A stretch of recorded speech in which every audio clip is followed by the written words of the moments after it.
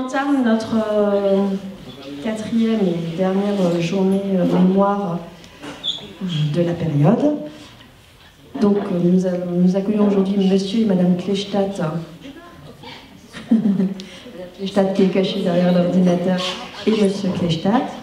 Donc c'est Monsieur Kleinstadt qui vous fera le témoignage et qui vous racontera son histoire au sein du système concentrationnaire nazi, pardon. Et puis à la fin, nous parlerons aussi un petit peu, si on a le temps, de l'Afrique du Sud.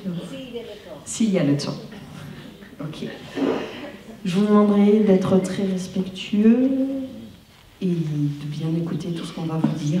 On va essayer de faire ça de façon assez interactive. Il semblerait que M. Kleinstadt soit à la pointe du progrès. Voilà. Bonjour.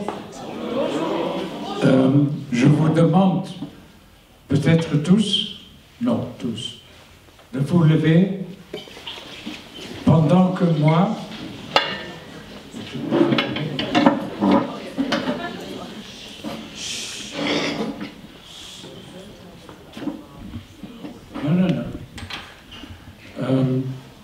pourquoi cette bougie? Dans la tradition juive, on allume toujours une bougie pour dire tous ceux qui sont partis dans le monde meilleur. Nous sommes debout et je vous demande pour un moment de penser aux 6 millions des Juifs, et pas seulement des Juifs, mais aussi des opposants des nazis, aussi pour les Sinti, les Roms, les homosexuels, les handicapés physiques et mentaux, les témoins de Jéhovah, les francs-maçons, les résistants et le couple qui est transféré hier dans le Panthéon.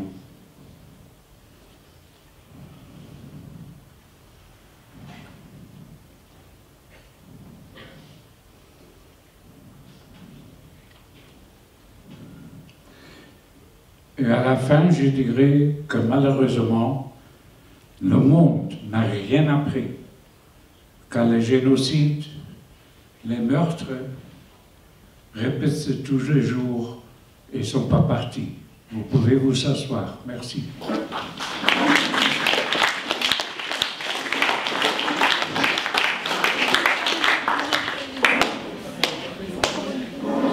Alors vous avez la chance vous allez avoir la chance d'écouter M. Kleinstadt. M. Kleinstadt a 92 ans.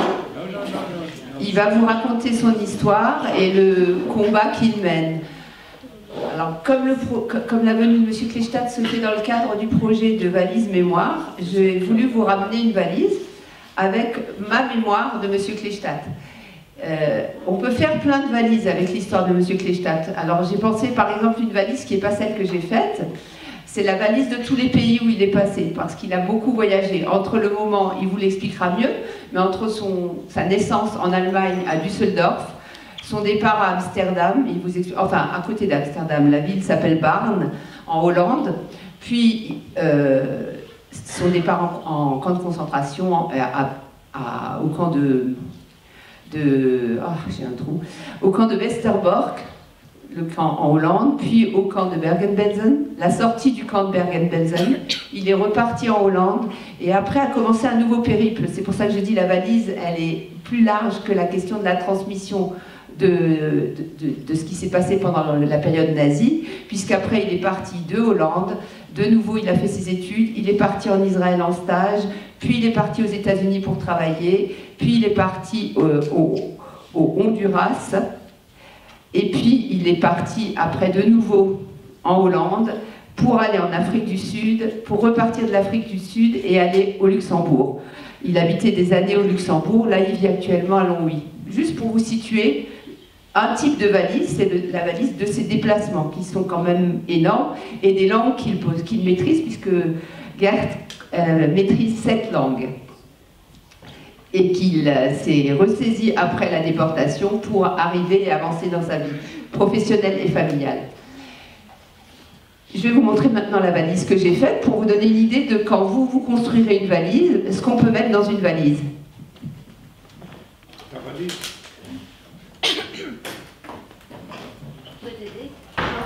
Ça va, ça va.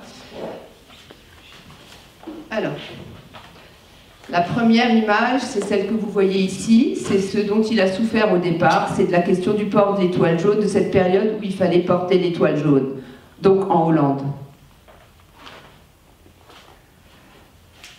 La deuxième, c'est l'image du camp de Westerbork, donc ce camp en Hollande où il a été d'abord.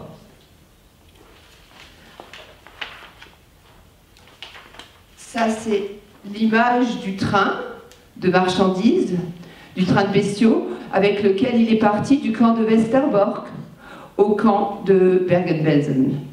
Grâce à un passeport, il vous expliquera, qui a évité qu'il aille à Auschwitz, où il aurait été certainement assassiné. Là, c'est le début de notre parcours à tous les deux.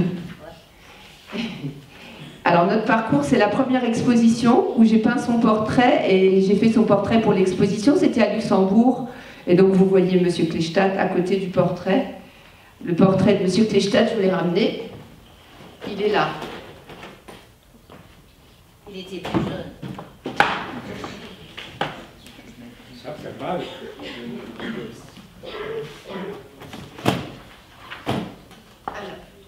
Ça, c'est M. Kleestadt qui intervient avec moi dans une... Enfin, c'est moi qui suis à côté de lui, puis c'est lui qui intervient dans une école en Allemagne, à Duisbourg, dans une classe. Donc, on est intervenus ensemble, avec les mêmes portraits que je vais vous accrocher là. Je vais vous les mettre. Donc, elle, vous la connaissez. Anne Frank. Et elle, vous la connaissez sans doute pas, c'est Evelyn Askolovitch. En fait, je les ai amenés, ces portraits, parce qu'ils étaient tous les deux étaient dans les mêmes camps que M. Kleestadt. Ils sont passés toutes les deux sont passés à Westerbork et après à Bergen-Belsen. Donc ils ont eu le même périple, mais ils ne se sont pas connus pendant la période nazie. Après, il y a eu la période d'Afrique du Sud. Non, avant, il y a eu autre chose.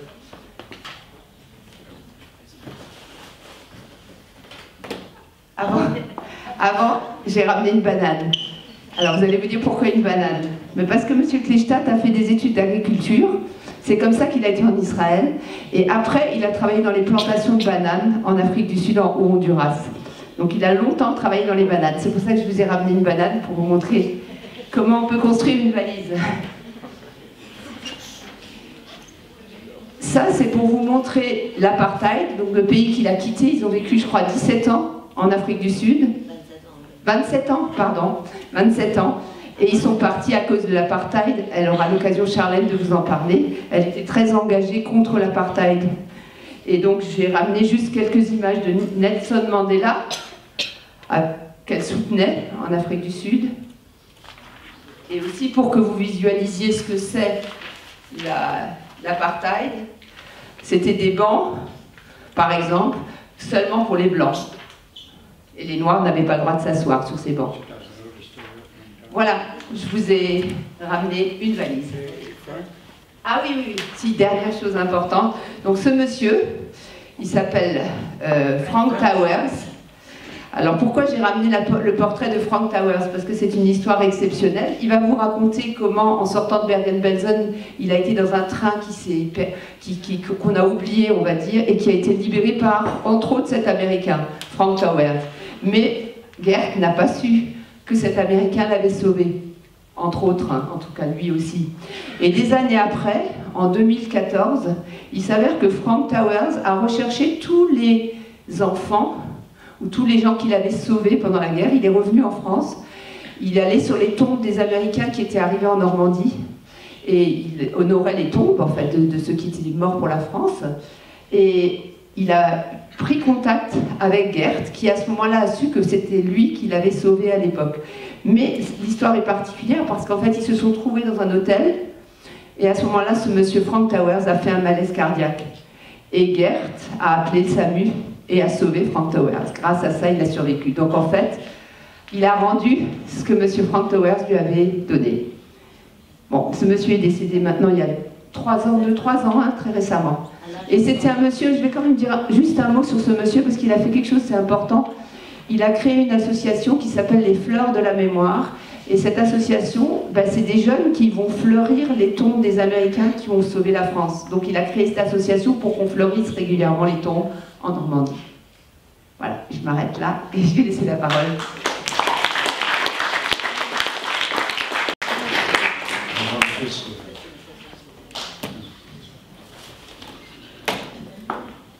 Bonjour tout le monde.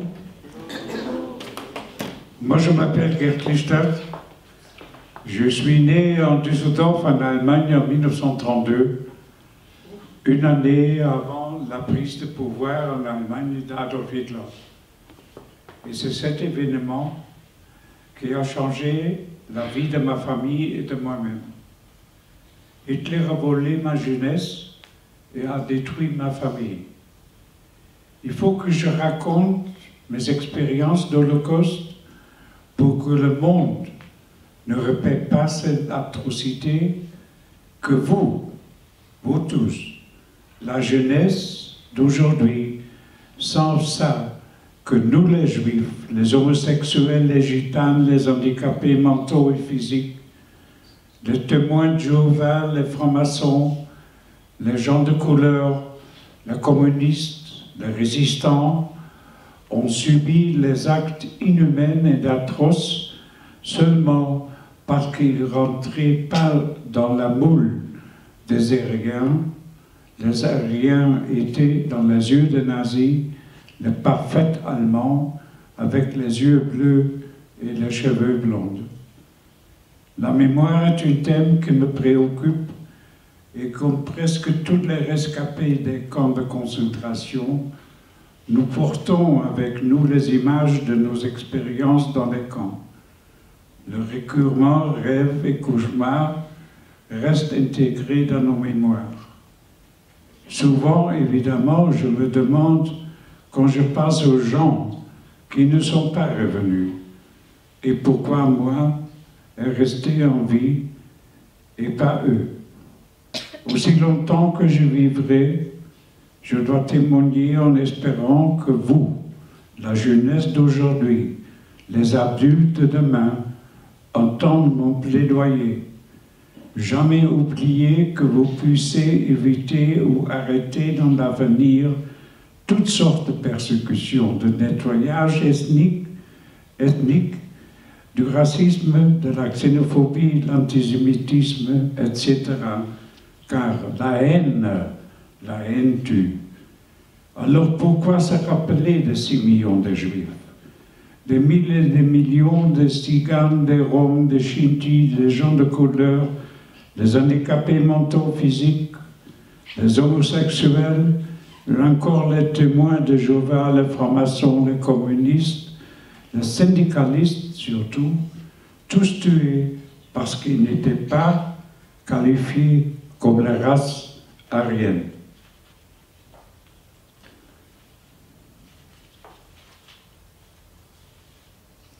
Le destin de notre monde devient complexe en demandant que va-t-il arriver, qu'est-ce que va-t-il arriver demain. Mais en principe, il faut demander que devant vous et moi, nous, on pourront faire pour éviter la répétition ou la continuation du racisme, de la xénophobie, l'antisémitisme, etc. J'ai déjà aujourd'hui raconté mon histoire à plus de 25 000 jeunes comme vous, à Luxembourg, en France, en Allemagne, en Belgique et même en Portugal. Pourquoi? Parce que je veux que vous êtes quand même, et je le répète, les dirigeants du futur, respectent et protègent notre monde, que la haine arrête, parce que la haine, comme j'avais dit déjà, la haine tue. Montrez le courage et dis non, stop. Construisons ensemble un monde sans haine, sans tout cet antisémitisme, racisme, homophobie, islamophobie, etc. Je vous remercie.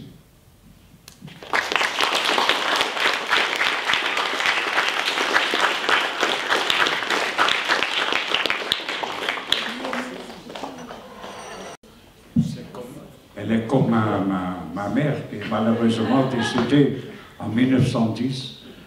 Mais Non, en 2010. elle m'occupe tout le temps.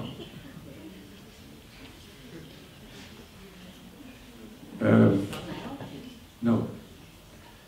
À la mémoire de tous ceux qui n'ont pas survécu et pour aider cette croisade, à la fin de mon témoignage, tout le monde va recevoir une bille. Ça, c'est une bille. Vous connaissez tous les billes. Les billes sont multicolores.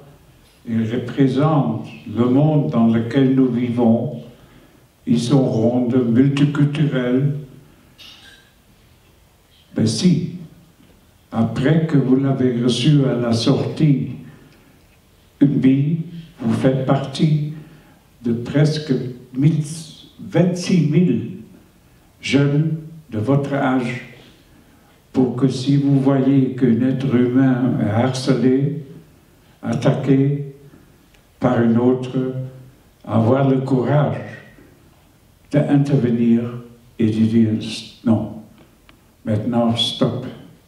Et si je vous dis qu'il y a actuellement des gens qui portent ça dans la poche depuis presque 20 ans, j'ai réussi au moins une personne, et j'espère parmi vous, je trouve des autres ambassadeurs de mon message avec la Bible.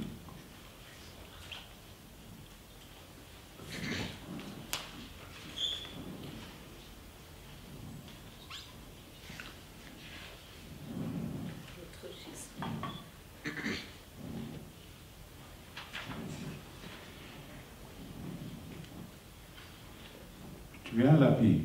Oui, j'en prendrai une autre. 2. Maintenant tu as 3.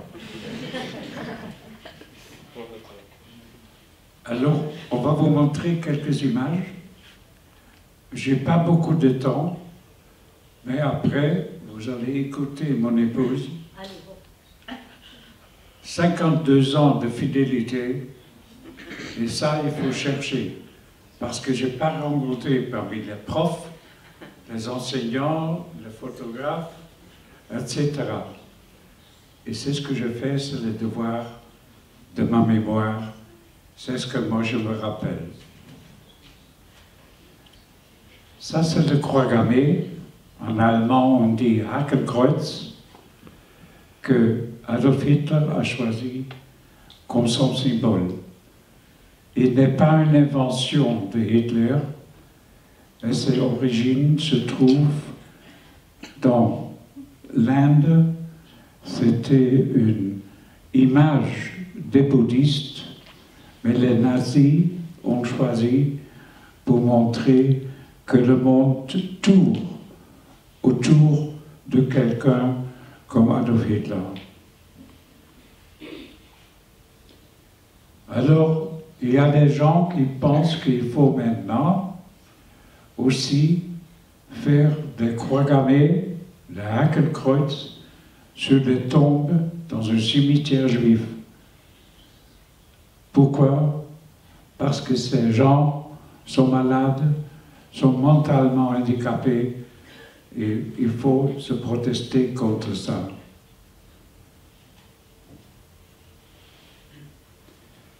Le Parlement européen a décidé à un moment donné, il y a à peu près 30 ans, c'est un signe. Nous sommes tous différents, oui, mais nous sommes tous égaux. Et normalement, je porte cet insigne, mais dans le Parlement européen, ils ont utilisé cette image encore aujourd'hui. En bas, vous voyez le drapeau blanc dont les rayons verticaux devaient être en bleu, symbolique du drapeau d'Israël, des Juifs.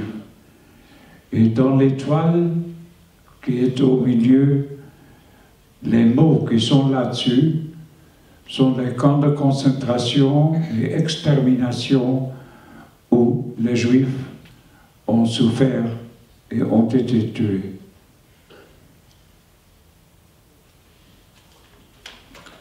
À gauche en haut, l'étoile juive.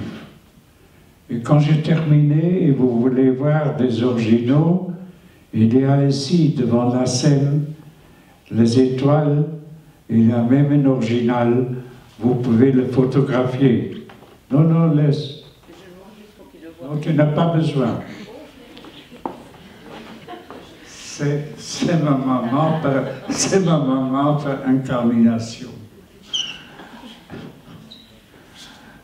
Alors après, vous avez tous votre appareil photo chez vous, et au lieu de regarder TikTok, vous pouvez faire des photos des différentes images qui sont là. Cette image que vous voyez derrière moi sont à droite en haut. Excusez-moi, des cadavres, des dépouilles, de gens qui sont morts à Bergen-Belsen, une des camps de concentration où moi j'étais également. Il ne reste plus grand-chose. Il n'y a que des os, mais tout le reste est disparu. Le 8 novembre 1938, un Allemand qui s'appelle Herschel Greenspan, en effet, il venait de la Pologne. Quand il a entendu que ses parents ont été tués parce qu'il était juif, il avait une relation avec un des ambassadeurs d'Allemagne à Paris. Il est allé à Paris. Il a tué l'homme qui s'appelait von Rath. Et le jour après, le 9 novembre 1938, Hitler, quand il a appris ça, a déclaré le 9 novembre, qui est encore respecté aujourd'hui, la nuit de cristal. Qu'est-ce que ça veut dire, la nuit de cristal? Ils ont brûlé les synagogues, comme vous voyez en bas à gauche. Ils ont brûlé les magasins, ils ont cassé les vitres, ils ont fait un dégât partout, parce que pour eux, c'était incroyable qu'un nazi ait été assassiné à Paris.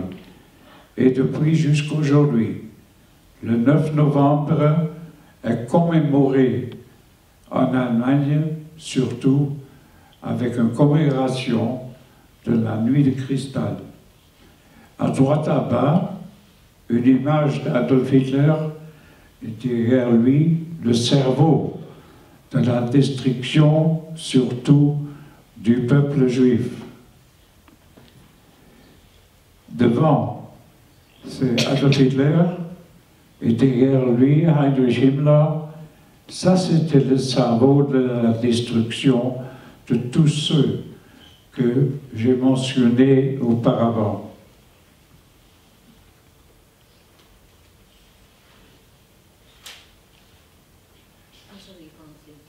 Non, parce que lui, il peut regarder. Il y a encore des chaises ici. Non, ça va. Non, ok, non. Je connais. Ça, c'est ma chère épouse, 52 ans. Mais tu as dit ça. Mon dictateur. Mon dictateur. Alors ici, sur cette carte, on voit les différents pays avec en haut, on voit la population juive à l'avenir de la Deuxième Guerre mondiale.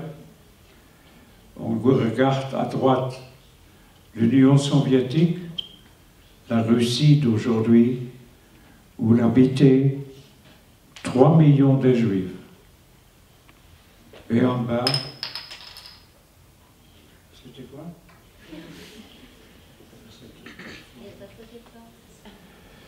Et en bas, 2 100 000, ce sont des Juifs qui ont été assassinés. En Pologne, c'est pire. En Pologne, il y avait avant la guerre, avant Hitler, il y a 2 737 000 juifs. De cette immense population juive, il y a seulement 32 000 qui ont survécu. À gauche, Pays-Bas. Pourquoi les Pays-Bas? Parce qu'en 1936, quand mon père était président du tribunal à Düsseldorf, où moi je suis né, a choisi de quitter le pays et a demandé et obtenu l'asile aux Pays-Bas. Et depuis 1937, on se considérait comme des réfugiés aux Pays-Bas. Personne n'a cru que les nazis vont aussi venir aux Pays-Bas. Et mes parents n'ont pas vu le danger qui se trouvait à l'autre côté de la frontière entre les Pays-Bas et l'Allemagne. Le résultat, c'est finalement, nous étions dans une cachette, on était trahis par les voisins. Pourquoi les voisins? Parce qu'ils ont vu d'un jour au lendemain des enfants qui jouent à côté d'eux, qui n'étaient jamais là parce que ces personnes n'avaient pas des enfants. Alors ils ont appelé la police nous a arrêtés, et je parle de la police hollandaise, sous le drapeau des nazis. Ils sont nous trouvés, ils ont averti mon père qui était parti des résistants aux Pays-Bas, et comme un homme qui a étudié Jura, il a pu aider les Hollandais résistants de parfois éviter les règlements allemands. Des Pays-Bas, il y avait, avant la guerre, 112 000 juifs. Il restait, après la guerre, à peu près 12 000, 11 000, et un de ces survivants est devant vous. On a aussi, si on regarde un peu, la France, il y avait 300 000 juifs avant la guerre, mais il y a 76 000 qui n'ont pas survécu et qui sont transportés par le Val d'Hiver. Et cette histoire, je présume, vous connaissez, ils sont transportés vers les camps d'extermination et surtout à Auschwitz. Mais il y a aussi des pires comme la Grèce. La Grèce a choisi de prendre une partie des Allemands comme des religions, en parenthèse. En Grèce, il y avait 70 000 juifs avant la guerre. Il y a seulement 10 000 qui ont survécu. En haut, c'est en allemand. En bas, c'est en français.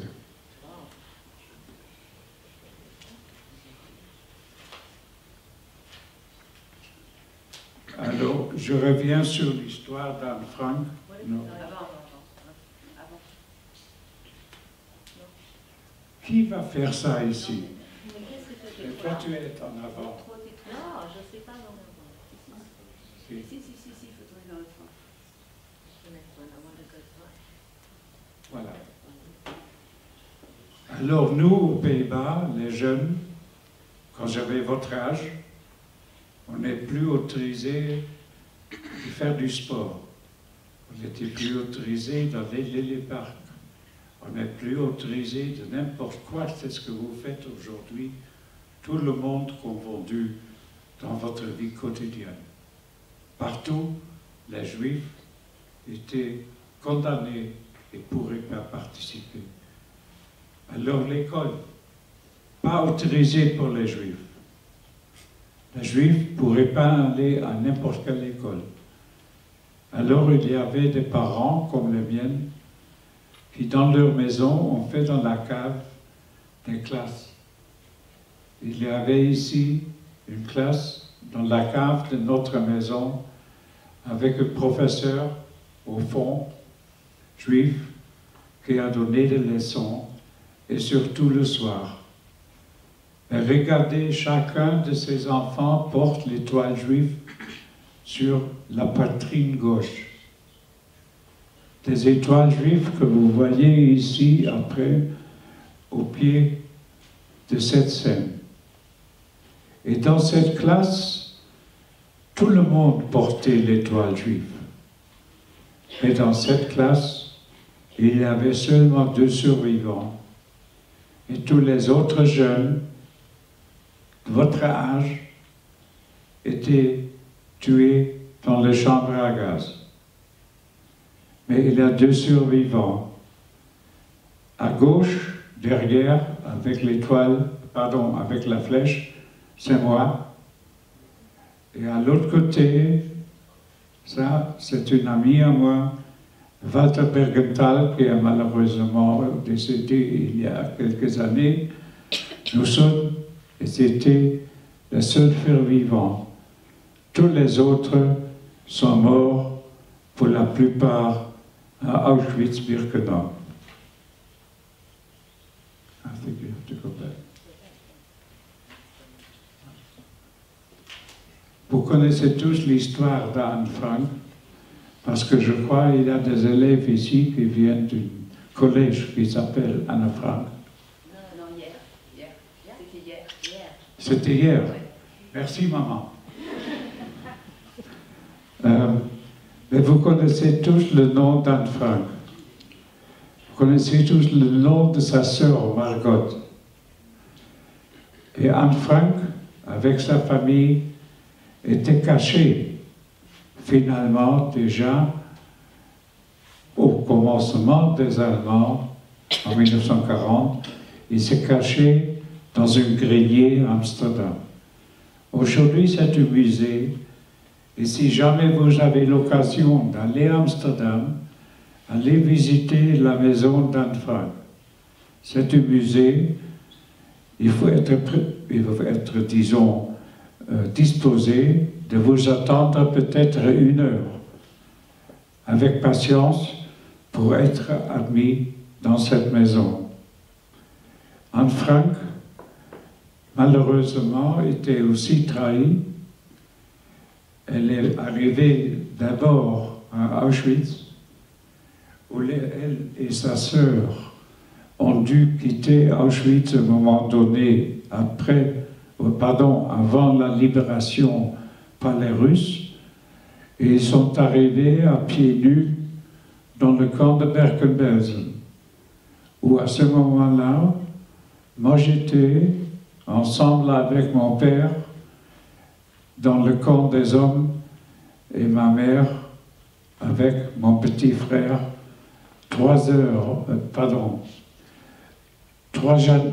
années plus jeune que moi, il était dans le camp des femmes.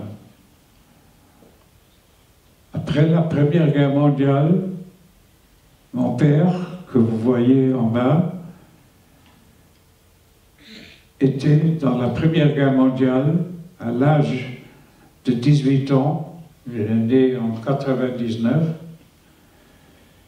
Il a reçu comme officier dans l'armée allemande de la Première Guerre, il a reçu le croix de fer de la République d'Allemagne en 1917. Et il a fait ses études en droit et finalement il est devenu président du tribunal de Düsseldorf. En bas, à côté de lui, le beau garçon, c'était moi à l'âge de 11 ans. Alors, c'est trop tard. Entre-temps, je suis marié, 52 ans. Alors, si les filles pensent qu'il peut encore faire des propositions, alors malheureusement, c'est trop tard.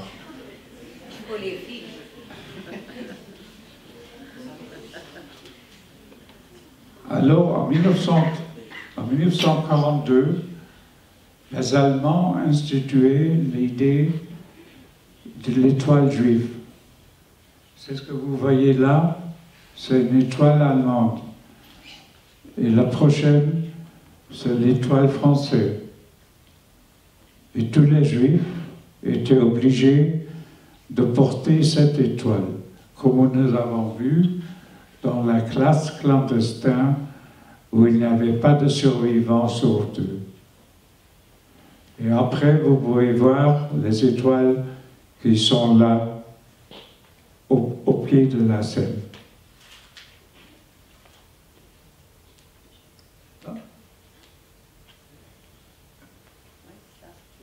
C'est ça.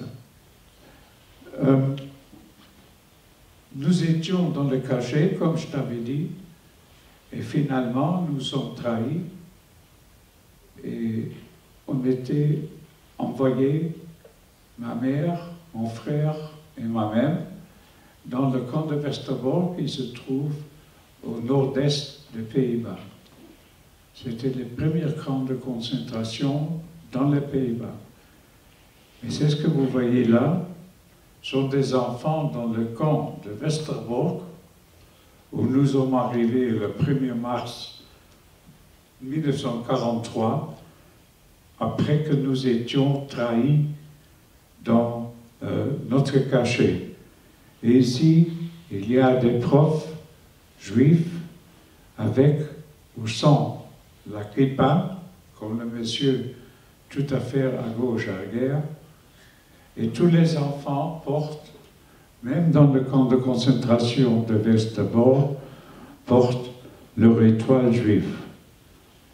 Et là, ils sont donnés des leçons pour que nous ne sortons pas comme des idiots, mais on a quand même eu une éducation.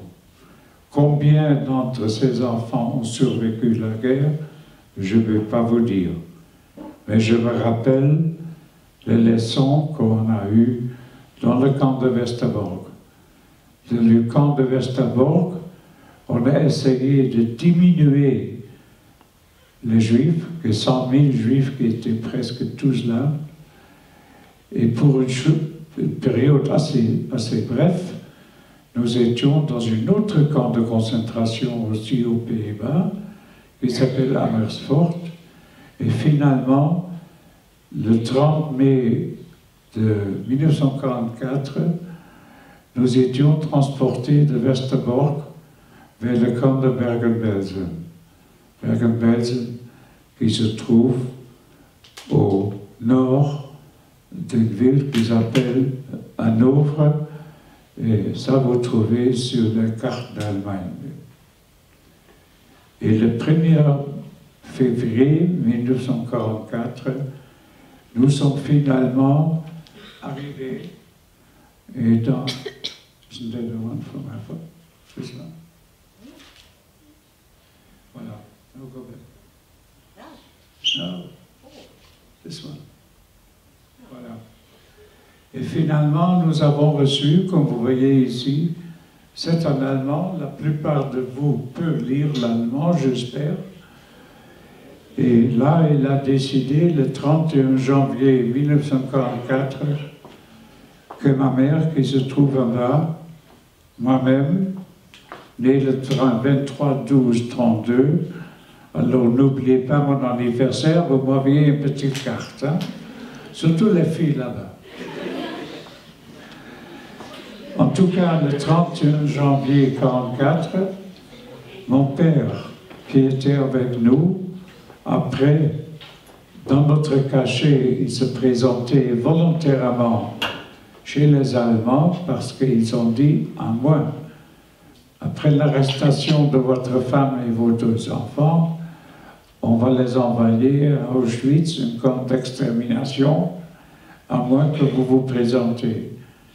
Et j'ai encore aujourd'hui l'image, il y a un monsieur dans un manteau noir avec une étoile juive à gauche sur la poitrine, avec un chapeau noir, avec deux valises noires, et c'était mon père qui s'est volontairement présenté aux Allemands parce qu'il ne voulait pas que sa femme et ses enfants soient envoyés dans les camps d'extermination.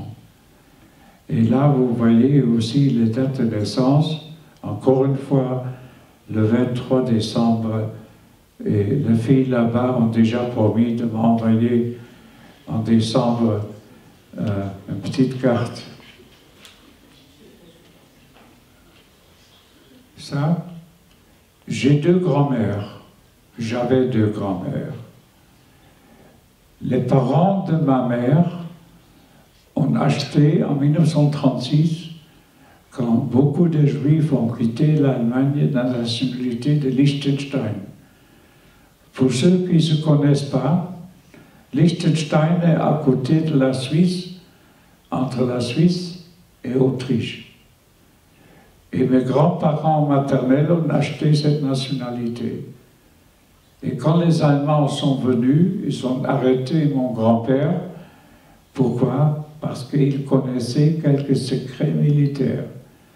Mais avec la nationalité de Liechtenstein, qui est devenu un protectorat des Allemands, des Suisses, il était expulsé d'Allemagne et ma grand-mère a pu le joindre. Ils ont survécu la Deuxième Guerre mondiale comme citoyens de Liechtenstein. L'autre grand-mère, la mère de mon père, était venue aussi à Westerbork. Elle est venue à Westerbork parce qu'elle aussi était trahie dans son cachet, dans le même village. Et Paula, après une journée pour voir son fils et ses enfants et sa femme, et sa belle-fille, ma grand-mère Paula est envoyée par qui? Par son fils, dans un wagon qui partait vers l'est. À l'extérieur, il y avait seulement écrit des mots des camps, et dans son cas, le même jour, elle était partie dans un wagon de bestiaux vers l'est.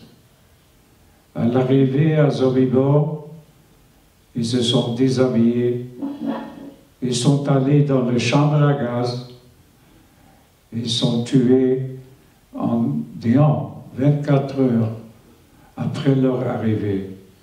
S'il y a le temps, j'ai écrit un hommage à Paula. Et là, vous voyez, les femmes seules peuvent porter ce qu'ils pourraient dans un wagon de bestiaux. Et dans ces wagons de bestiaux, il y avait en 80 jusqu'à 100 personnes, avec l'extérieur seulement écrit le mot Sobibor que personne ne connaissait. Mais je veux rester à Sobibor un petit instant.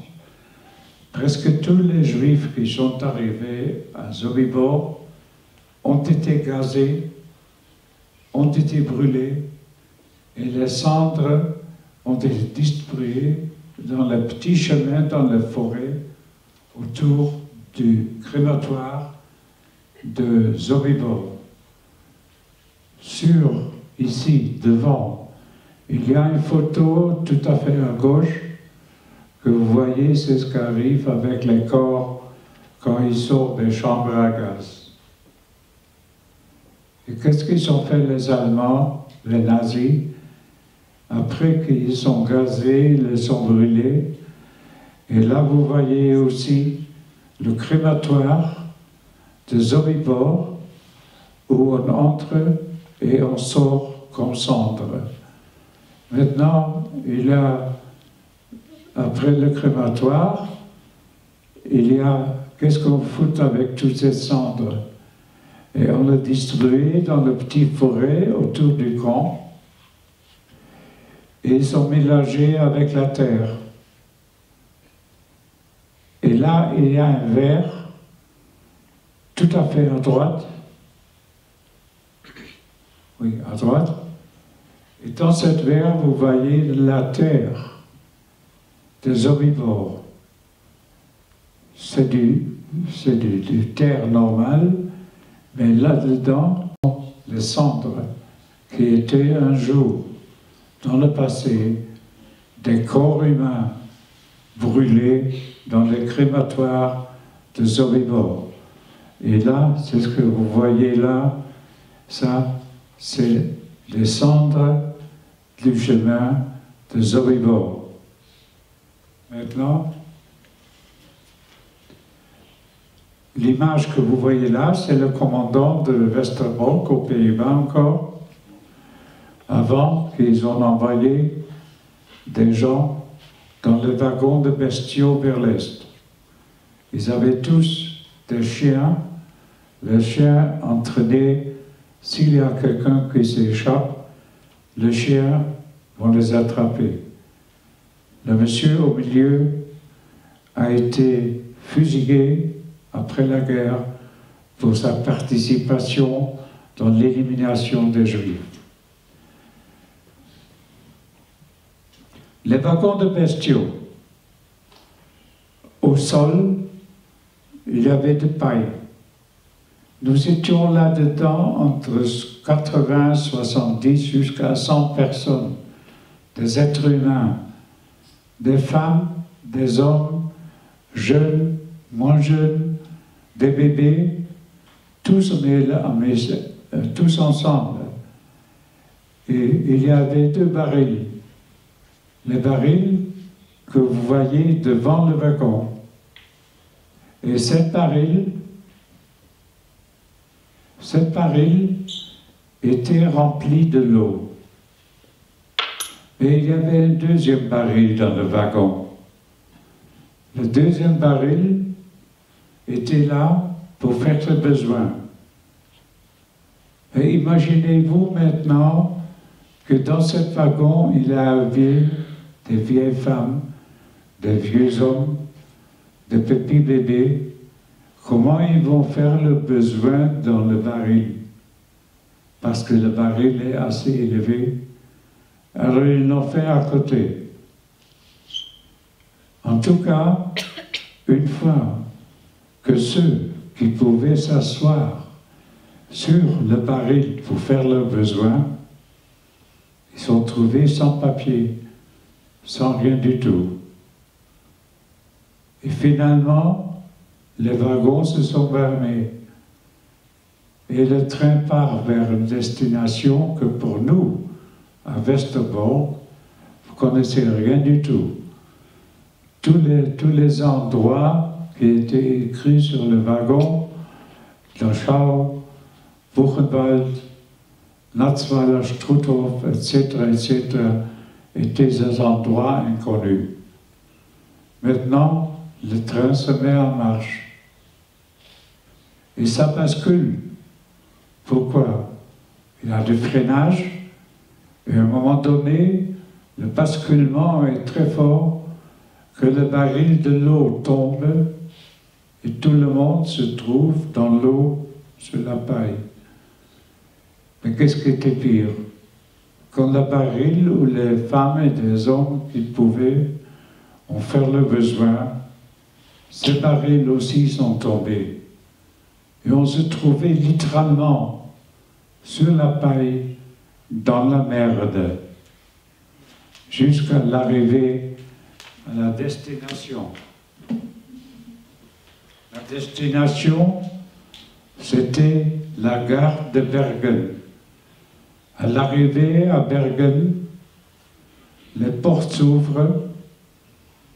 On met d'abord les cadavres que ceux qui sont décédés en voyage devant les portes pour être comptés.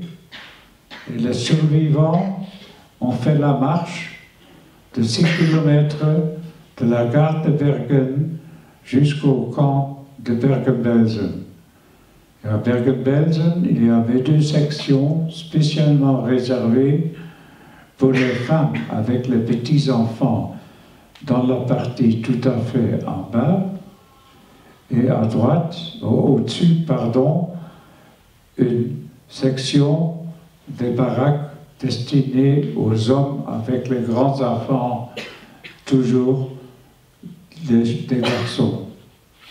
Alors, moi j'avais, à un âge de 11 ans, j'étais assez grand, et on m'a mis ensemble avec mon père dans une baraque des hommes, et mon petit frère avec ma mère dans une baraque des femmes. Les deux sections étaient séparées par un grand couloir. Et cette couloir était à gauche, avec du barbelé électrifié, et à droite, à côté des femmes, avec du barbelé aussi électrifié.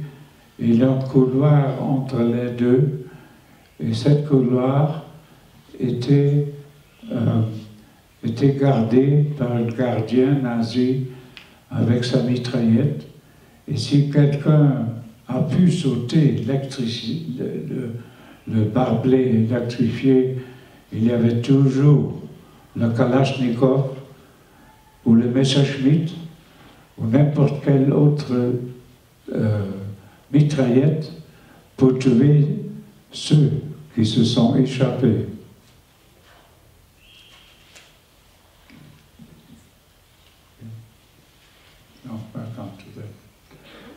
Maintenant, la question, qu'est-ce que nous, les jeunes, faisons?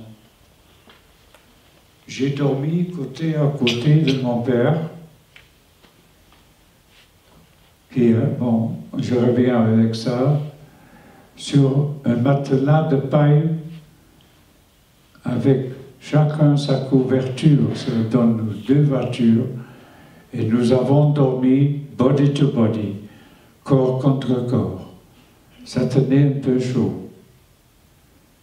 Et qu'est-ce que t'arrive à 6 heures le matin, le réveil général?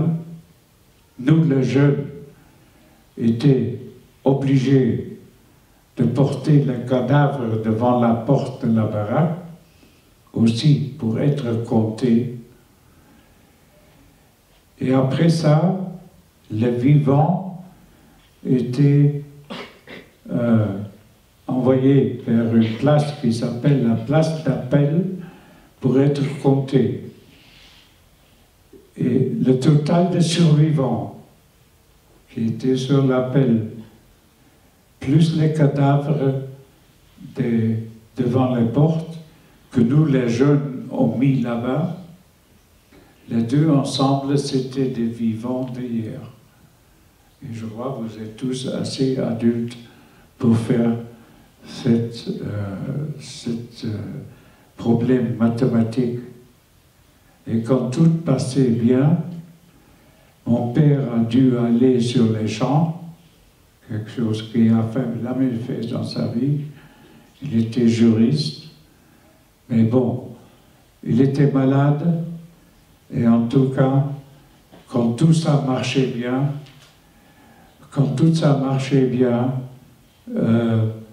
il a travaillé sur les champs jusqu'au soir.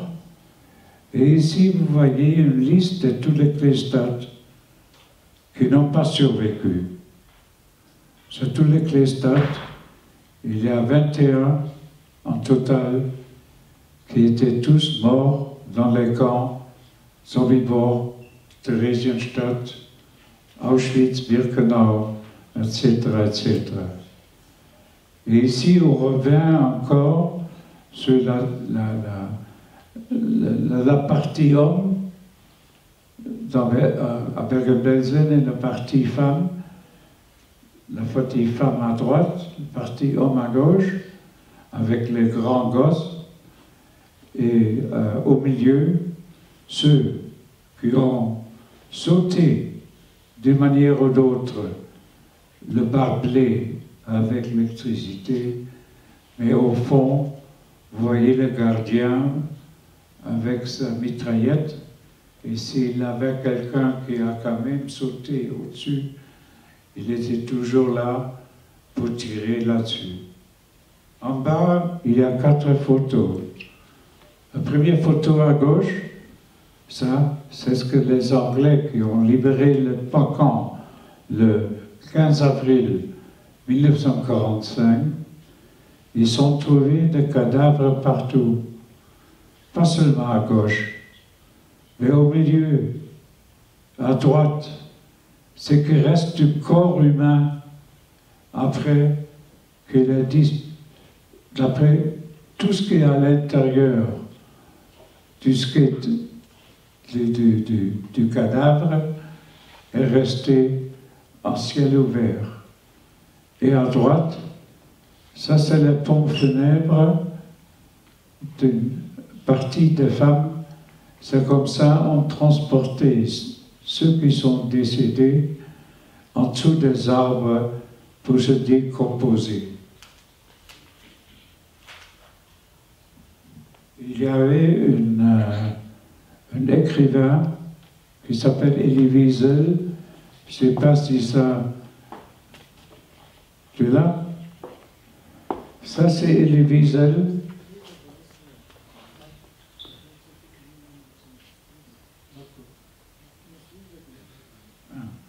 Elie Wiesel, qui est ici sur une photo qui a été prise à Buchenwald, un autre camp. Et là, vous voyez Elie Wiesel sur le deuxième étage, tout à fait à droite, la tête en haut. Ça, c'est Elie Wiesel qui a écrit beaucoup de livres que vous trouvez dans votre bibliothèque. Alors, revenons pour un moment à Bergen-Belsen. Si vous vous rappelez, il y avait le plan de Bergen-Belsen, et tout à fait en bas, c'est ce qu'on appelle le Zeltlager, le champ des... Qu'est-ce que c'est un Zelt? Hein? Je ne sais pas ce que ça veut dire Zeltlager. Une tente.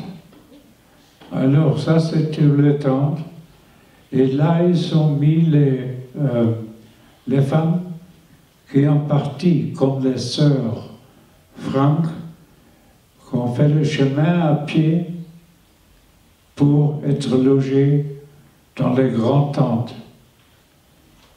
Mais quel travail doit-il faire? Ici, vous voyez un état des chaussures. Il vient d'où? Il vient de chambres à gaz d'Auschwitz, de chambres à gaz de Sobibor, de chambres à gaz de Theresienstadt, etc., etc. Et toutes ces chaussures sont arrivées à Bergen-Belsen, dans le camp de grandes tentes, et les femmes avaient la tâche de déchirer les chaussures, la partie inférieure qui normalement était de caoutchouc et la partie supérieure qui était l'étoffe. L'étoffe, ils sont brûlés, le caoutchouc, ils sont utilisés pour matière première. Si on n'avait pas de vêtements, on est allé le chercher parmi les cadavres qui maintenant étaient partout, avant la libération. Et ici, vous voyez quelqu'un, c'est ce qui est encore vivant d'un homme, à peine, qui cherche un vêtement qu'il n'avait pas.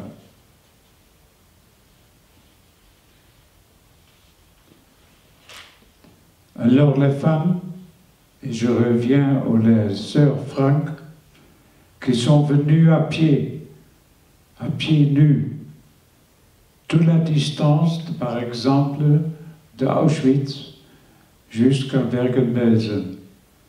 Ils s'étaient logés dans une grande tente, mais la plupart n'avaient plus de chaussures. La plupart ne savaient pas où est-ce que nous sommes aujourd'hui. La fille devant se demande qu'est-ce que je fous ici. Mais cette photo n'était pas prise par les Allemands, mais était prise par les libérateurs. Et la fille devant, pour la première fois, elle va une autre uniforme que l'uniforme des nazis. Et c'était un des libérateurs. Mais ils se demandent où nous sommes, qu'est-ce que nous sommes avant décéder. Encore une photo du pompe funèbre dans le camp des femmes où il prend des bouilles en dessous des arbres que vous voyez au fond. Tout ça, des cadavres en train de décomposer. C'est comme ça, nous jeunes, on a porté ces uniformes. Mais cette photo ici vient d'Auschwitz. Et à Auschwitz, il y avait un docteur qui s'appelle Mengele, qui faisait surtout sur les jumeaux, qui faisait des expériments.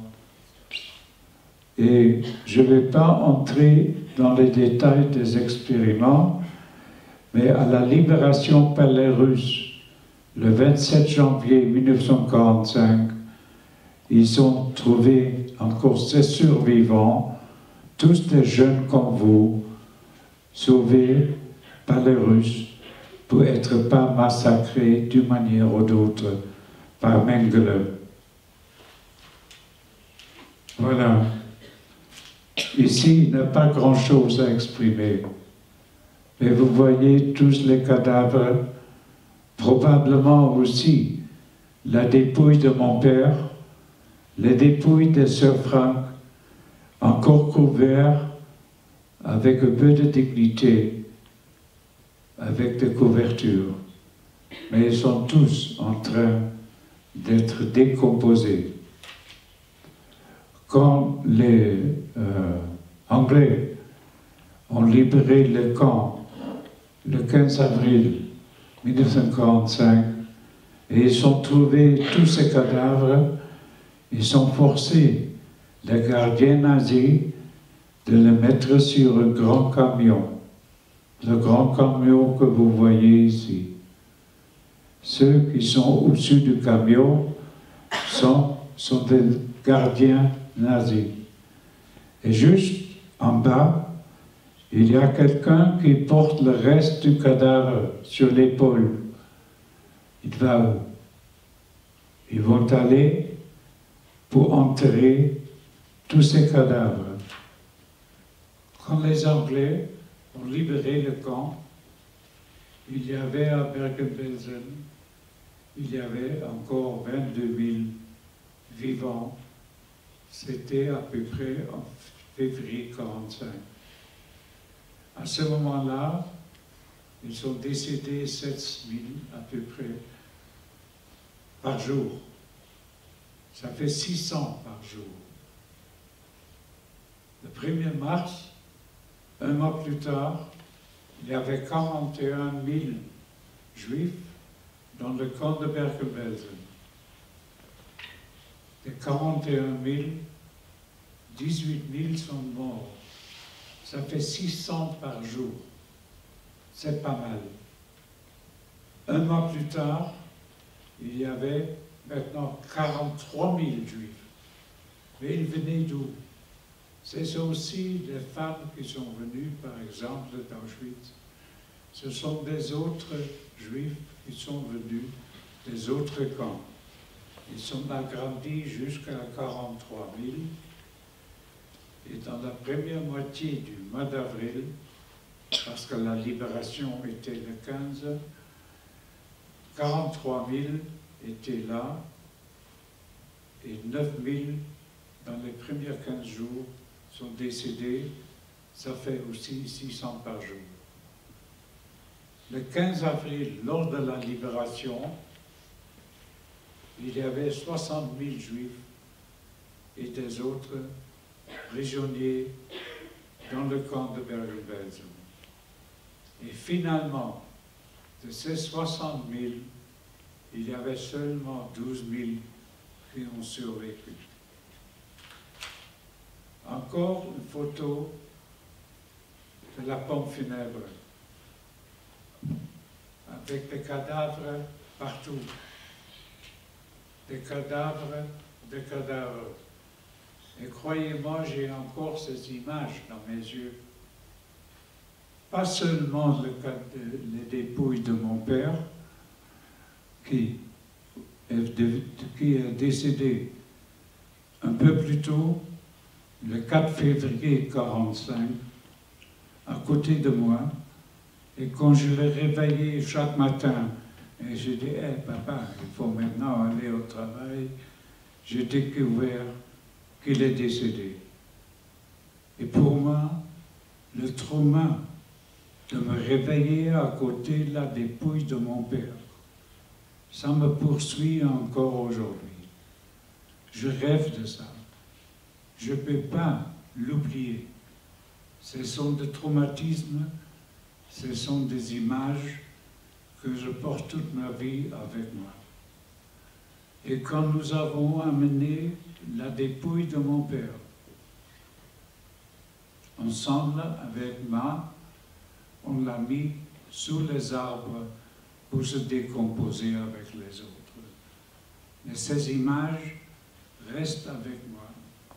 Et je ne peux pas m'imaginer une autre chose, comme par exemple la photo que vous avez ici devant vous. Alors finalement, le 15,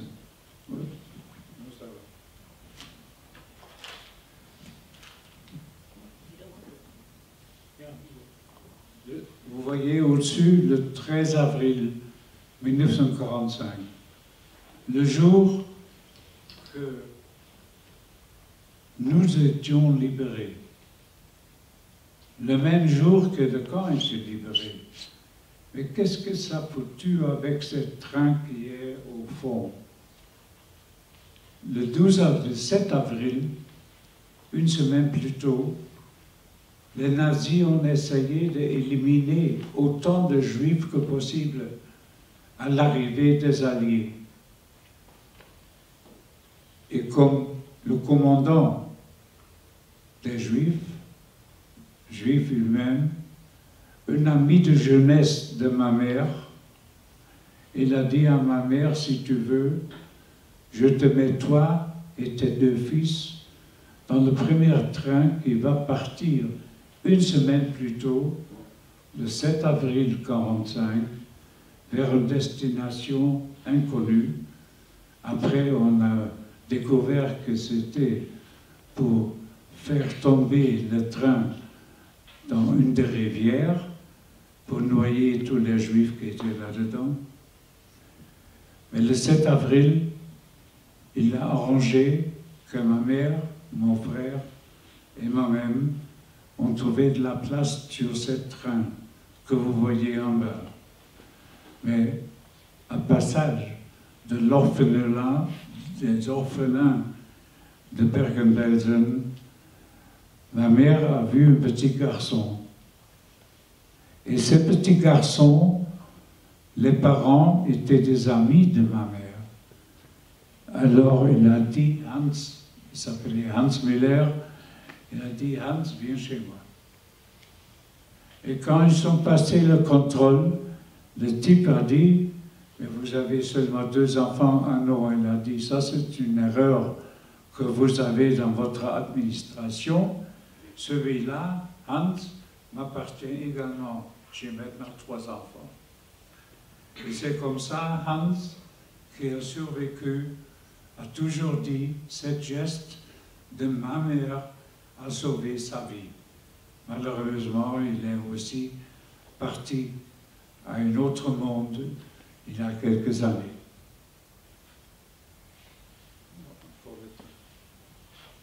À un moment donné, le 13 avril 1945, le train s'arrête dans un ravin. Pourquoi? Il n'y avait plus de carburant pour les locomotives. Alors à ce moment-là, les Allemands l'ont abandonné et les Américains sont arrivés. Au commencement, vous avez vu une photo d'un libérateur. Et les libérateurs ont trouvé tous ces gens qui sont sortis du train. Et c'était près du village qui s'appelle Farsleben. Et tous les gens, sous la direction de cet homme, Frank Towers, qui est le commandant des Américains qu'ils ont trouvés, il a dirigé tous les gens vers le village de Farsleben, où aujourd'hui vous trouvez un musée dédié à cette geste. Et ici, vous voyez les survivants dans un train qui s'arrêtait et accueillis par les Américains, par Frank. Et Frank a nous dirigé vers la ville de Farsleben. Et là, il a dit à tous les citoyens qui sont là de nous nourrir et, si nécessaire, de nous traiter avec des médicaments, etc., etc. À Bergen-Belsen, ils ont fait, comme vous l'avez vu, on a eu ça. À Bergen-Belsen, on a fait des grands tombes. Ici, vous avez une photo d'une tombe avec 5000 cadavres. En avril 1945. Les noms, pour la plupart, inconnus. Alors, ma mère, mon frère et moi-même, avec le consentement de Hans, on a érigé cette stèle devant le monument de Bergen-Belsen pour mon père. Et ici, sur la scène, il y a une photo que régulièrement, moi je veux aller à Bergen-Belsen avec entre 90 et 100 étudiants pour leur montrer qu'est-ce qui est arrivé avec les Juifs pendant la guerre. Il y a une photo là que j'ai fait avec eux. Et on a fait cette stèle. Il y a quelque temps après que le restant de la famille de Anne et Margot Frank, qui sont tous les deux décédés, et je ne sais pas si je l'ai mentionné, mais je le mentionne encore une fois, tous les deux sœurs Frank sont décédées de typhoïde à Bergen-Belsen. Et dans cette très grande tombe, je m'imagine, ça se trouve mon père. À gauche, Anne, et à droite, Margot. Et là, ils ont trouvé leur paix éternelle. Et c'est pour ça aussi qu'après la guerre, la famille de Frank, ils ont érigé une stèle que vous voyez la photo de là, à côté, pour les deux sœurs Frank, décédées avant la libération à Bergen-Belsen.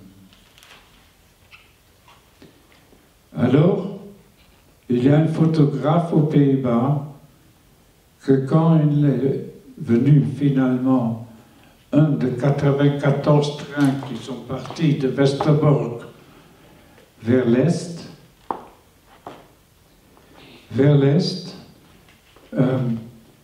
il a pris une photo. Et cette photo que vous voyez en bas, avant que le wagon de bestiaux se ferme. Cette fille s'appelait Stella Steinbach. Stella Steinbach n'était pas juive. Elle était dans le même wagon pour être exterminée. C'est ce qui arrive à la famille Steinbach actuelle. Et ici, à côté, vous voyez une photo à l'honneur de Stella Steinbach.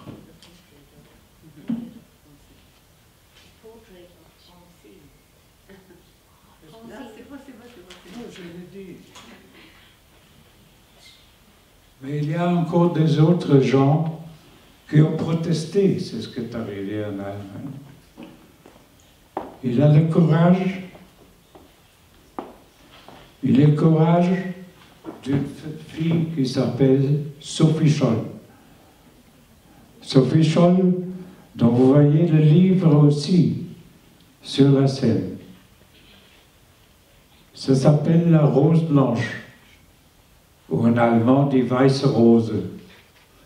C'est l'histoire de Sophie Scholl. Et Sophie Scholl a protesté dans toutes les universités et tous les collèges en Allemagne pour agiter contre Adolf Hitler. Ils sont finalement les trois arrêtés. Sophie, son frère et son fiancé. Et les trois que vous voyez sur la photo, avec Sophie au milieu, et encore ici une autre photo de Sophie, ils sont jugés, soi-disant, dans un tribunal. Ils étaient tous les trois condamnés à mort et ils sont tous les trois décédés 3 jours après leur apparence dans le tribunal avec la guillotine.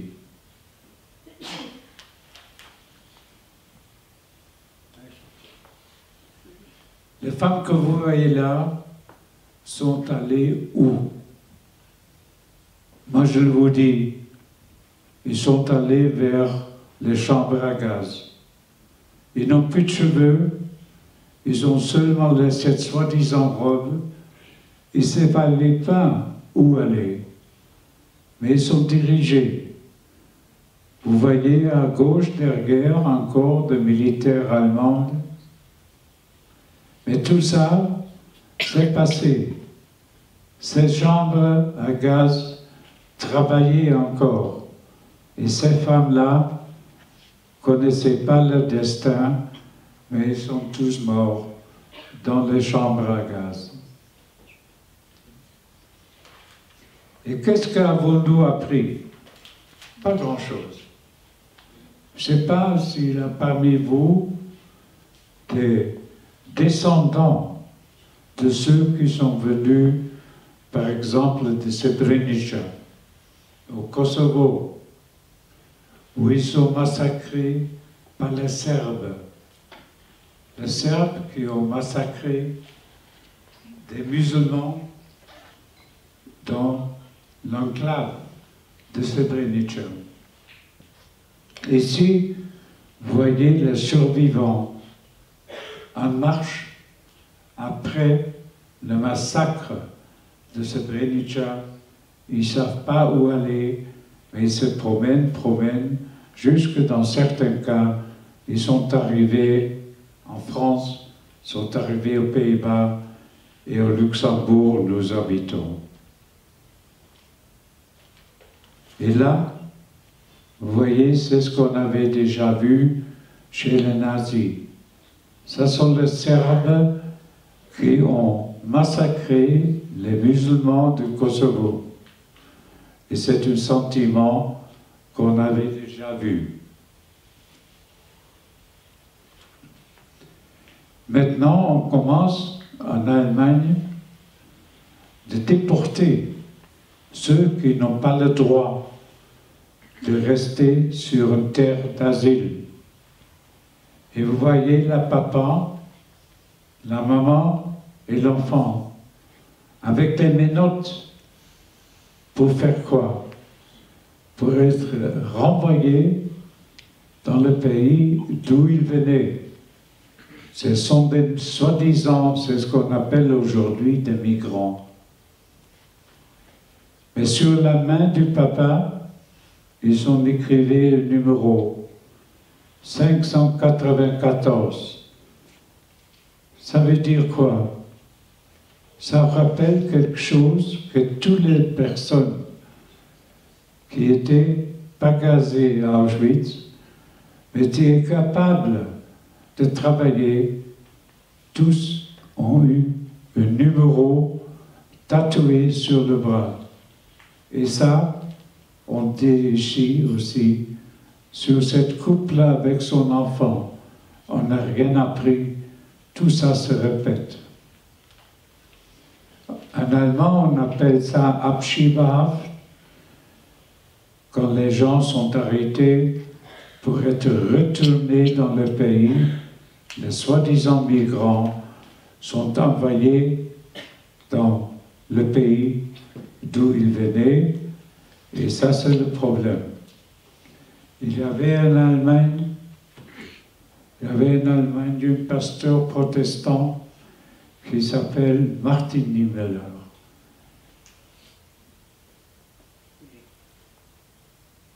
Et Martin Niemöller, si vous voyez, sinon je vous lis le poème. Quand ils sont venus chercher les communistes, j'ai rien dit, parce que je ne suis pas communiste. Quand ils sont venus chercher les syndicats, j'ai rien dit parce que je ne suis pas un syndicaliste. Quand ils sont venus chercher les juifs, mais alors je n'ai pas dit quelque chose parce que je ne suis pas juif. Quand ils sont venus les catholiques, j'ai rien dit parce que je suis protestant. Je n'étais pas catholique. Et puis ils sont venus pour me chercher. Et la tragédie veut qu'il n'avait resté personne pour protester contre mon arrestation.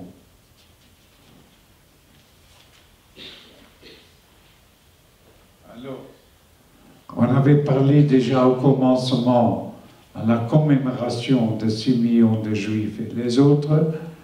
Le bougie est toujours là.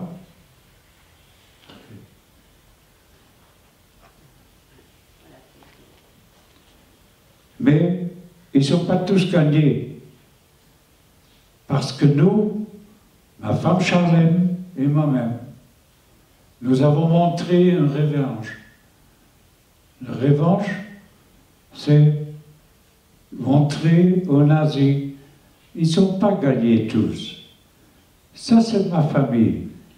Ça, sont mes enfants. Ça, sont mes petits-enfants. Ça, sont mes gendres.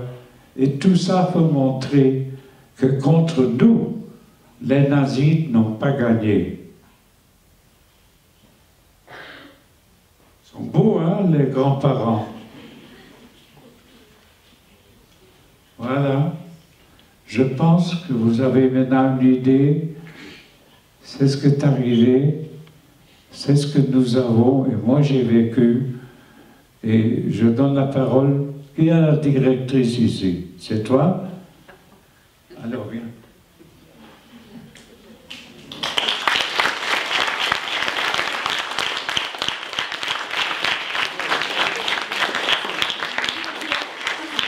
Merci.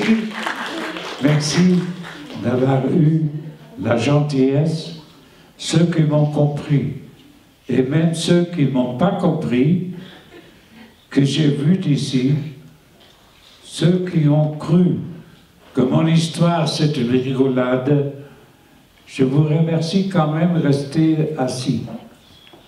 Et je donne maintenant la parole à ma chère épouse. S'il y a des questions,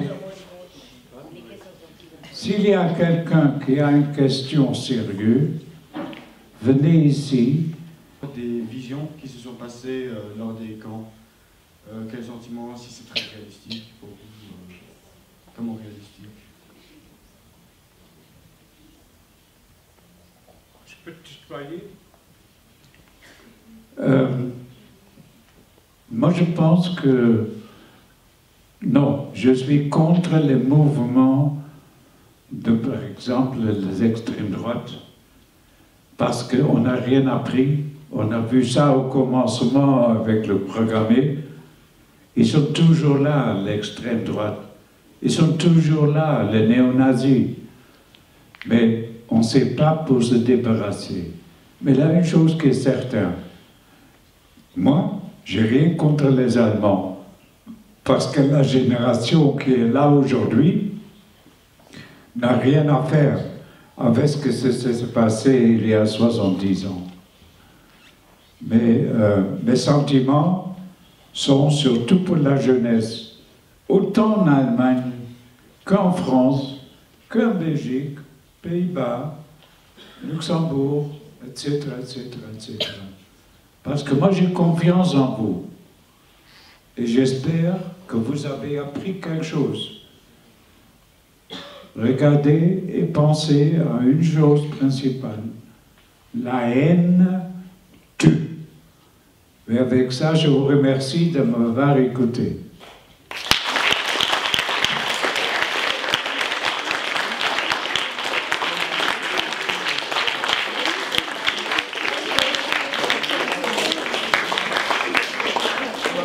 Il y a une autre question? Ah oui, là. Le petit. D'abord, merci de nous avoir raconté votre histoire. Et je voulais savoir si ça ne vous dérange pas, quel est le souvenir le plus traumatisant que vous aurez connu?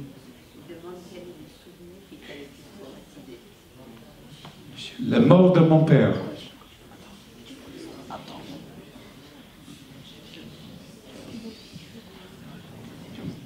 Sans vouloir trop vous remémorer ce souvenir horrible et traumatisant, comment est-ce qu'il est... Si je résume, vous vous êtes réveillé pour dire à votre père d'aller travailler et vous aviez le corps à côté de vous, mais comment est-il mort? Comment est mon père mort? Épuisement, les maladies qui étaient là, et je l'ai découvert par hasard. Comme je le réveillais chaque matin à 4 heures, et après ça, il s'est réveillé, il est allé au travail, d'abord à l'appel et après au travail. Mais le jour que j'ai mis ma main comme ça, le 4 février 1945, et j'ai découvert qu'il ne réagit plus. Et j'espère que personne parmi vous devait se réveiller un jour à côté du cadavre. Mais mon père, à ce moment, n'était rien d'autre. Cette dépouille était à côté de moi. Et avant qu'on le mit dans la tombe en commun, ensemble avec les sœurs, Anne et Margot Frank, comme j'avais dit, où il a trouvé finalement son Père éternel. Mais pour moi, c'est un drame, c'est un traumatisme que me quitte jamais.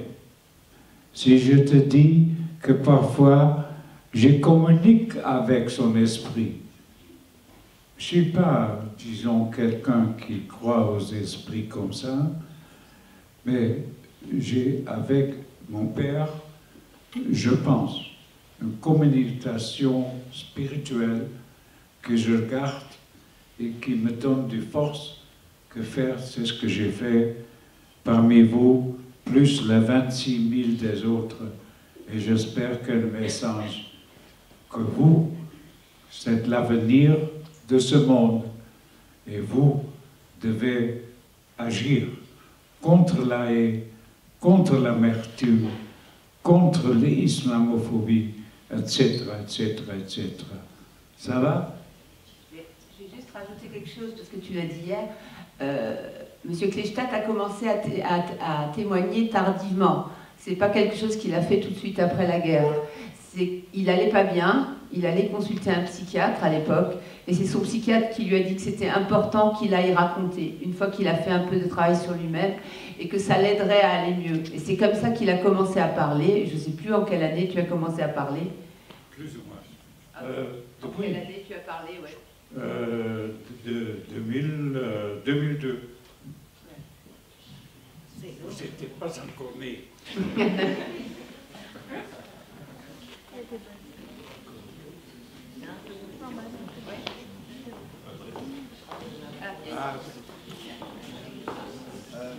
Non, il vient du Canada. Tu le fais en anglais? Please. Before someone said you speak 7 languages, which languages do you speak?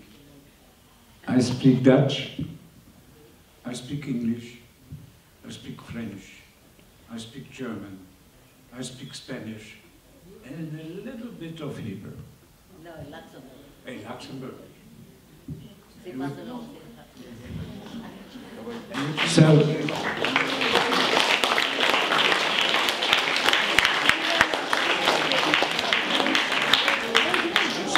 are you inviting me to come to Canada? That would be cool. And but which language do you use the most? Most English. Pour le moment. Avant, non. C'est anglais à la maison. Nos enfants sont éduqués avec la langue anglaise comme... Non, ça va. Excusez-moi. Les enfants, ils ont parlé anglais avec nous tout le temps, encore aujourd'hui. Les petits-enfants aussi. Et ils ont appris l'anglais, français, allemand et... anglais. Ça va, tout le monde entend. Ah. Elle vient d'Afrique elle est née en Afrique du Sud, Charlène. Ok. Non, encore des... Parfait. Il y a encore des questions.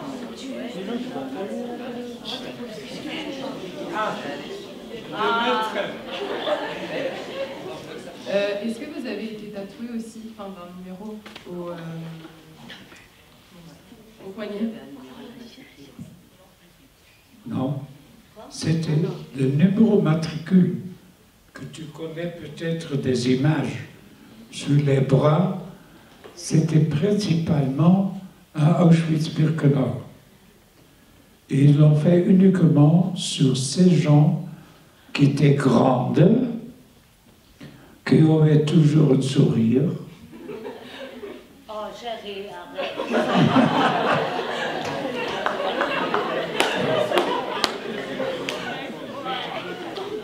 Mais qui étaient capables de travailler. Alors ces gens-là ont un tatouage, un numéro sur le bras. Tous les autres sont allés pour dormir dans la chambre à gaz. Ils ne revenaient, ils n'avaient pas besoin des tatouages. Bien. Là, derrière. Comment avez-vous rencontré votre femme? Hein? Moi, j'ai rencontré ta femme. Ah, là. Vous avez le temps jusqu'à 7 heures? Comment je l'ai raconté? Personne ne voulait sortir avec elle.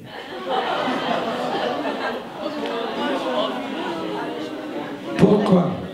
Pourquoi? Elle était jeune, elle a fait son bac à 16 ans. Hein? Elle a fait ses études en masters en... qu'est-ce que tu avais? Ok.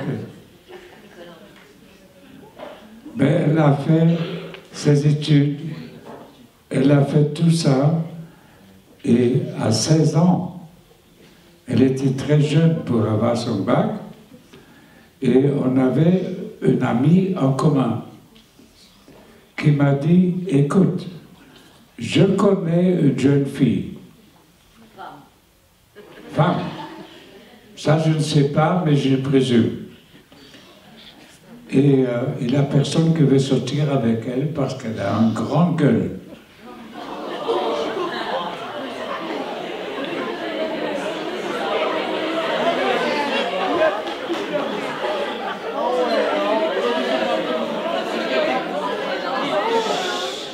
Alors, je l'ai téléphoné et j'ai suggéré, tu me laisses terminer. Ou est-ce que tu connais l'histoire? Non? Moi, je ne sais pas. En tout cas, on se rencontrait dans un endroit où personne, disons, me voit, parce que j'ai célibataire. Et comme célibataire, il faut faire très attention avec vous partez à bouffer, à faire n'importe quoi que vous souhaitez. Mais en tout cas, soyez prudents. Alors moi j'étais prudent, et nous étions allés alors dans un petit restaurant.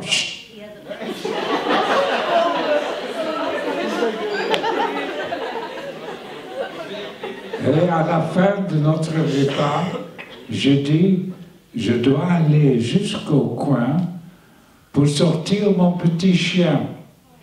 Parce que j'avais un chien, le teckel. Il doit faire pipi de temps en temps. C'est normal. Et là, elle est tombée amoureuse de mon chien. Et finalement, et c'était en février 1970, quand vous n'étiez pas encore nés, la plupart d'entre vous. Mais en tout cas, de ça, comme elle était amoureuse de mon chien, on est sortis de nouveau, et finalement, je ne sais pas comment, mais on a décidé de se marier. C'était en 1970. Elle n'était pas enceinte quand nous nous sommes mariés.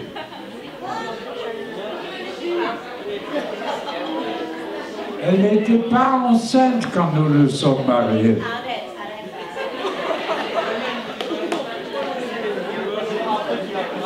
Il y a encore une question. Ah, ici.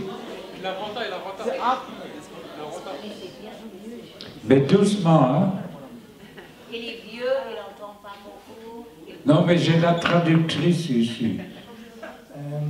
Est-ce que, après la libération du camp de concentration, ça a été dur pour vous de parler une autre langue que de l'allemand? Qu'est-ce que c'est ta langue? Non, qu'est-ce que c'est ta langue?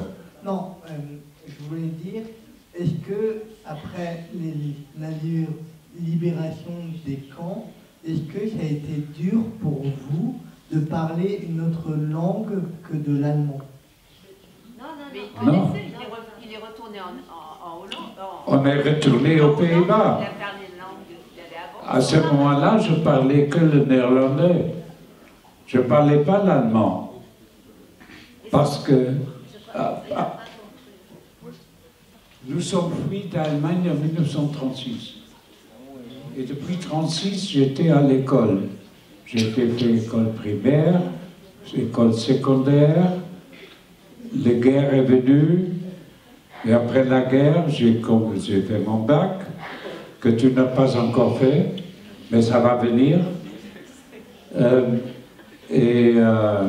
Voilà, les langues, j'ai appris après. Parce que mes grands-parents, non, on le donne ici aux Canadiens.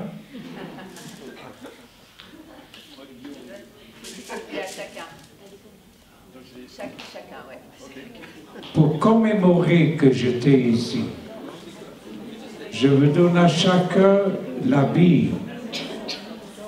Merci, monsieur.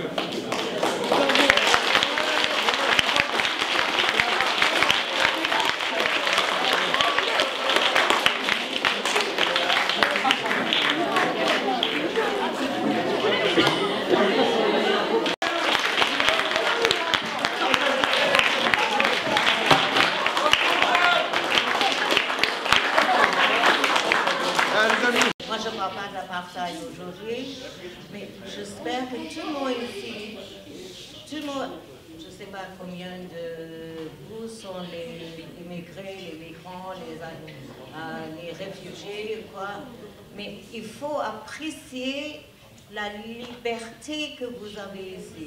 Vous êtes libre d'aller partout, vous êtes libre de dire quelque chose si ce n'est pas haineuse. Tu es vraiment libre et il faut utiliser ça comme une arme.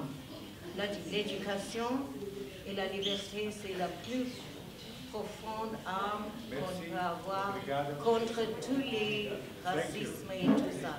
C'est tout ce que je veux dire.